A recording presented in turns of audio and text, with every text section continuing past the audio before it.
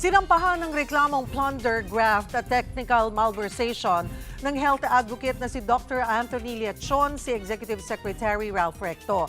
Isinampahan ni Leachon ang reklamo sa Ombudsman bunsod ng tinawag niyang iligal na paglilipat ng reserve fund ng PhilHealth sa National Treasury kahit ipinagbabawal ito sa ilalim ng Universal Healthcare Act. Bukod kay Recto, damay din sa reklamo ang iba pang miyembro ng gabinete. Ayon kay Leachon, nagsimula ang umano'y diversion ng pondo noong 2024 habang nakaupo pa bilang Finance Secretary si Recto. Alinsunod daw ang reklamo ni Leachon sa resolusyon ng Supreme Court na nagdeklarang unconstitutional and void ang pag-transfer ng 60 billion pesos ng PhilHealth Reserve Funds. Para pag-usapan yan at iba pang issue, kasama natin si Dr. Anthony Leachon. Magandang tanghali po sa inyo, Doc. Salamat po sa oras. Magandang tanghali, Cheryl, at sa lahat ng nanonood sa iyong programa. Doc, plunder, technical malversation, and graft. Bakit ito po para sa kaalaman ng mga kababayan po natin? Why these cases po? Ang una, kaya technical malversation, ang pera po kasi ng PhilHealth ay galing po sa sin taxes po. Ang sin taxes po ay ito po yung binabayad ng buwis sa tobacco, alcohol at soda na bilyon-bilyon ang binibigay sa atin yan. At hindi binibigay sa atin sa gobyerno yan. At yung direct contributors ay galing naman sa mga manggagawa. Ngayon, ang ibig sabihin po ng earmark or sin tax, hindi siya pwedeng galawin. Ngayon, ang nangyari, gumawa po ng sa General Appropriation Act ng isang rider provision para daw yung excess funds ng mga government-owned corporations makuha nila. Nung umupo po siya, after Deputy Speaker siya January 2024, wala pang isang buwan, pinalipat niya kay Emmanuel Ledesma, ang dating PhilHealth President, in tranches amounting to 89.9. Natigilan ng TRO at yun ay ang makasaysayang unconstitutional transfer. Ngayon, ang paglilipat po niyan, ang tawag po niyan technical malversation, base po sa aking abogado, Attorney Nabua, Article 220. Ang plunder naman ay nag-exceed ho siya ng 50 million. The magnitude ho nito, hindi lang ho 60 billion. Cheryl, kasama rin dito yung PDIC na 107 billion na hindi na-discuss ng Korte Suprema. Kaya sinama ko rin dito na respondent si Roberto Tan, ang PhilHealth, ang PDIC President and CEO. So mahigit na 167 billion ang nakuha sa atin. Ngayon, hindi naman talaga, Cheryl, binalik sa atin. Nangyari, opo. Kasi di ba, sorry Doc, sabi nga po ng pamahalaan, in-announce naman na ibabalik naman po ngayon 2026 sa PhilHealth yung tinanggal. Pero you're saying na double jeopardy po ito? Kung idadaan po ito sa national budget. Tama, Cheryl, ang iyong analysis. Hindi sinoli. Dapat nung December 5 ng Supreme Court, sinoli kagad ng Treasury yan to PhilHealth. Kasi nilagay sa Treasury under the executive branch. Ngayon, ang treasurer, dapat si Sharon Almanza, inutusan dapat ni Secretary Recto, isoli yun. Ang ginawa, kinarga sa atin sa taxpayers' money sa 2026 budget. So yung nakuha ng PhilHealth yun sa first quarter, 3 weeks ago, galing ho yan sa pera natin. So nawala yung 60 billion, hindi nabayaran. Tayo pa nagbayad, double jeopardy. In fact, Cheryl, triple jeopardy. Kasi yung lost opportunities na nawala yung 60 billion during that time, in 2024, yung mga nag-heart attack, cancer patients, may hirap na pasyente, na nagdadialysis, unpaid claims, yung mga ospital, hindi nabayaran yun. In fact, dapat triple jeopardy. At therefore, after the Supreme Court, dapat merong accountable dito. Hindi naman pwede, nagkamali kami. Sorry na lang. Balik namin, oo. Binalik na namin, hindi naman pala binalik. Sino accountable? Kung hindi natin ito tatawagan ng pansin, nakita mo naman, Cheryl, yung flood control, kung paano ni URAC nila yung ating budget, uulitin pa rin ito. At ngayon nga, ang ating mga kababayang mahihirap, at saka nagkakasakit, umaasa lang sa guarantee letters.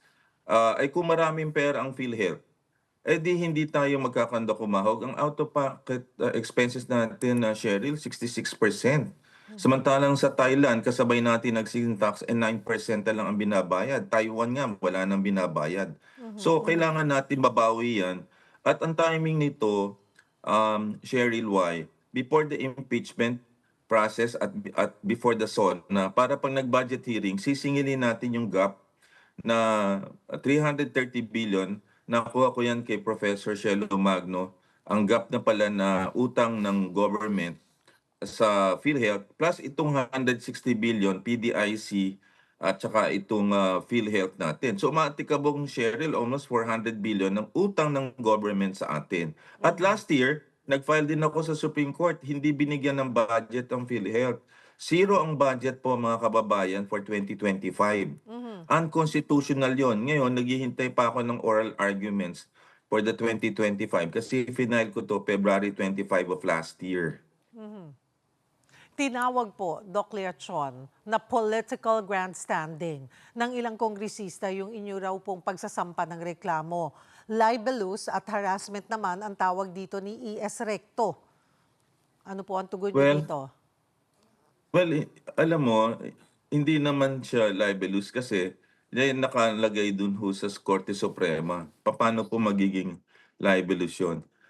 Political grandstanding, hindi naman ako politiko. I'm a private citizen. I have a decent job. Kung ang naratibo po ni Secretary Recto kapareho ng lawmakers, di ibig sabihin nag-usap sila. If the little president can be harassed, second highest officer siya in the land. Bakit siya mangailangan ng tulong pa sa lawmakers in order to gag me? Hindi ba niya pwedeng ipagtanggol ang sarili niya? Samantalang sasagot lang naman siya, kailangan pa niya ng tulong at pagtutulungan ako ng mga deputy speakers ng lower house. Sagutin niyo yung kaso. Alam mo, ang weakest defense is actually, ang tawag dito ad hominem attacks Address the issue. I'm a lowly citizen, I'm a private citizen. Bago pa ho dumating yung mga kongresista na yan, 2007, advocate na po ako. Kung kayong ko ginagawa, i-trace nyo po. Ako po ang isa sa namuna ng Syntax in 2012. Director ako ng PhilHealth 2016 to 2019. Universal Healthcare Law, naglabi tayo. COVID advisor ho tayo. So kung ngayon lang, tingnan nyo po yung track record ko. More than 20 years na akong advocate. Hindi pa sinisilang yung iba dyan at yung mga kongresista po ay siguro nag-aaral pa sa college. Si Tony Leachon po ay advocate na noon pa man. At hindi ako running for any position, hindi ako nag-a-apply. Tingnan sana ni Secretary Recto kung nag-apply ako. Si Secretary Arbosa nag-apply yan kasi 1 month lang ho ako doon. Ang sabi niya, 3 kami nag-apply, Tony. Kaya hindi ko nababanggitin yung dalawa. Kaya kinukuha kitang advisor dahil hindi ka nag-apply. Nag-a-apply pala doon. Ngayon, 1 month lang ako doon dahil meron ho kasing isang kongresista na nira, dahil ako po ay, alam niyo na, ako lang ho ang natitirang testigo sa 10 years na pong Deng Baksha case. Kaya galit na galit po yun. Ako naman, ini-ignore ko lang. Lumalaban lang po tayo para sa mga bata pong allegedly na namatay po sa Deng Baksha. Doon pinag-uugatan yan. Puntahan ko rin po, Dr. Leachon, yung pagtutol nyo sa pagponto sa MAIFIP? Yes. Alam mo, Cheryl, alam mo yung MAIPIP na yan, dapat tanggalin yan Kasi violation yan ng Constitution na ang universal healthcare dapat ang single payer lang ay dapat ay PhilHealth. Ngayon, alam mo ba ang budget niyan ay 53 billion. So, ang budget ng PhilHealth for this year, 51 billion lang. Dinagdag yung utang na 60 billion, di almost 111. Tapos sa BICAM, ang total na 129. Kung idadagdag mo yung 130 at saka yung 53 billion, magiging almost 200 billion ang pera. Yung MAIPIP na yan ang umaagaw sa PhilHealth at nag-guarantee letter. Sa ibang bansa, pag lumabas ka, katulad ng marami nating mga doktor doon, wala kang babayaran. Ang nangyayari sa atin, pag dating mo sa statement of account natin, dapat bayad na yon. at zero balance ka na. At ang zero balance dapat pati private hospital. Yung maipip na yan ay patronage politics. Nagmamalimos tayo dyan. Ating pera yan eh. Yan ho'y ginagamit ng mga politiko through the Department of Health Secretary. At ang tagal ho niyan, ang turnaround niyan, 2 linggo, 1 linggo. Marami yung pasyente sa private hospital, buwan-buwan na inaabot dahil nga po dyan sa pagpapahirap na yan. Yung maipip ang isa sa pinakamasamang programa na naitayo ng gobyernong ito. At hindi tayo namamalimos, mga kababayan, ipaglaban natin ito, tanggalin yung maipip at ilagay sa PhilHealth para hindi na tayo magmamakaawa at magmamalimos sa mga politiko. With the cases po that you filed, what's next, Dr. Lechon? Well, we will continue. Meron pa pala akong isang cabinet official na maaring sampahan ng kaso. Ngayon, sinasabi ko na sa iyo, magpapile ho ako siguro next week, si Secretary Amena Pangandaman. Kasi na isama ho si Rolando Toledo kasi acting. Pero during the budget ho at sa Senate hearing, ang mga humarap po nun, si Secretary Recto, ang nag-approve ng budget si Secretary Amena Pangandaman, si Ted Erbosa, nandun din. Sila po yung present doon during the hearing. So sila po ang kumamada ho nito. So kaya marami po akong kinasuhan, past, present, kasi continuing crime. So sabi nga ni President Edwin Mercado, nag-reach out siya sa kanyang mga tauhan. Sabi ko, kaya ka nandyan, para sumagot na hindi ikaw. Pero pag hindi mo kinuha yung pera para sa taong bayan during the budget hearing, di complicit ka rin.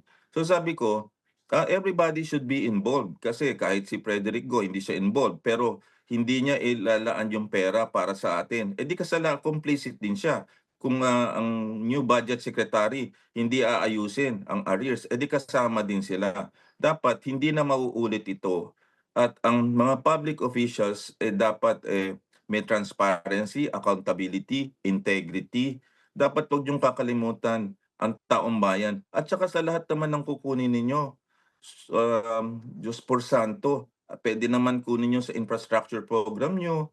Ang daming mga ahensya na laganap ang kalusugan pa ang inyo pong binira. Nakakainis po yun.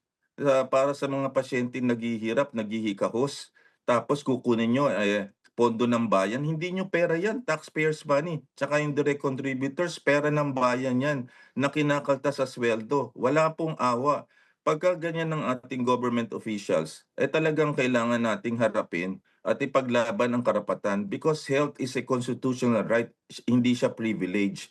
At ang next children natin at grandchildren should have a universal health care katulad ho ng ibang bansa sa Southeast Asia. Tayo lang ho ang maigsi ang buhay, 70 years old. At ang kadahilanan niyan, marami ho tayong corruption, universal healthcare natin hindi natin natupad despite na pirmahan. Yung sin tax law pinirmahan 2012 ni President Aquino, yung universal healthcare pinirmahan ni President Duterte 2019. Anong legacy ni President Bongbong Marcos? Yung nakawin or kuhanin yung pera. Sabi ni Emmanuel Ledesma sa Senate hearing, napag-utusan lang daw siya. Syempre, ganun. Yun ay binanggit niya in open forum in a Senate hearing during a cabinet meeting. So, ano ang legacy ni President Bongbong Marcos? Yun ho ang tanong ng marami. Marami ho ang naghihirap po ngayon. Dapat ang unahin niya po, ibalik yung pondo na dapat po para sa PhilHealth at para sa bayan at kalusugan. Marami pong salamat sa inyong oras, Dr. Tony Lechon.